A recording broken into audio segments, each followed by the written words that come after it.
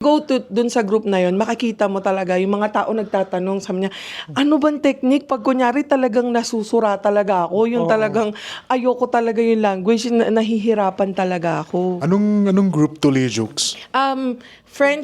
Filipino-French Learners Canada. So, Jun, isa yun sa mga resource where they can go right away and then para mag-learn, mga ganon. Doon talaga ako unang napadpad. Tapos, pagdating niyo dun sa loob ng group, meron silang featured posts. Okay. Tapos doon mo makikita lahat ng success stories, lahat ng mga basic Nakapasa. information. Also, they made an Excel file nung para mga free resources na nilalagay Oh, wow. nila doon.